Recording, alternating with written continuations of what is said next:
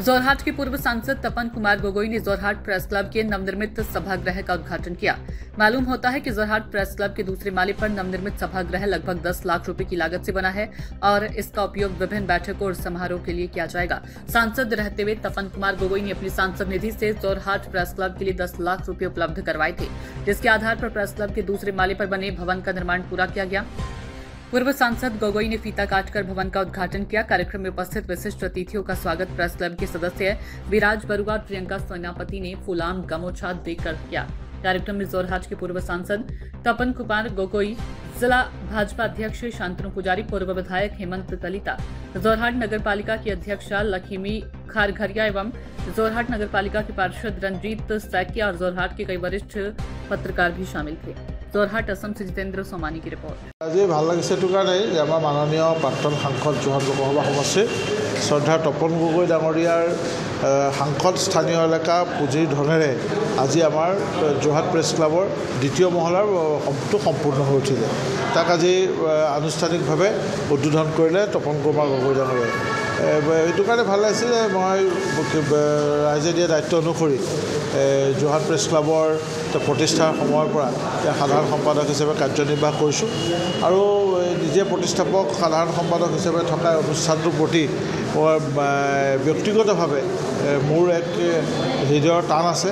ইয়াৰ লগত আৱেগ অনুভূতিও জড়িত হৈ আছে, কাৰণ ইয়াৰ আৰম্ভণিৰ প্ৰতিষ্ঠাৰ পৰা ইটা প্ৰতিষ্ঠাৰ পৰা প্ৰতিটো কণা বালি বা চিমেণ্টৰ লগত আমাৰ আৱেগ অনুভূতি মৰম চেনেহ জড়িত আছে। কেৱল মোৰে নহয়, আমাৰ সেই সময়ৰ যিসকল সতীৰ্থ।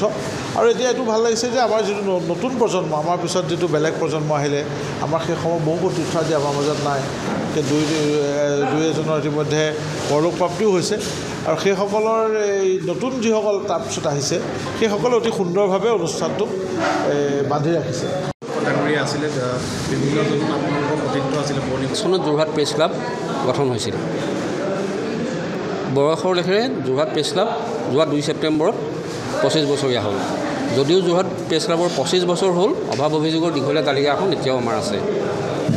2001 চনত যোৰহাট প্ৰেছ ক্লাব স্থাপন হোৱাৰ পাছত 2009 চনৰ 17 ছেপ্টেম্বৰত আমি য'ত উপস্থিত আছোঁ এই গ্ৰাউণ্ড ফ্ল'ৰটো আমি উন্মোচন কৰিছিলোঁ।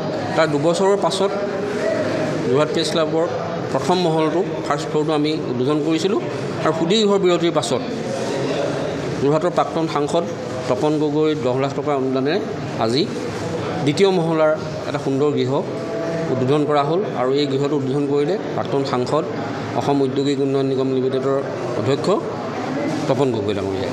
আজি এই অনুষ্ঠানটোত যোৰহাট প্ৰেছ ক্লাবৰ প্ৰাক্তন প্ৰতিষ্ঠাপক সভাপতি শান্তনু পূজাৰী, বিশ্বজিৎ বৰুৱা, অৰ্পণ শৰ্মা পাঠক, এনেকুৱা বহু পুৰণি সতীৰ্থক আমি আজি লগ পাইছোঁ।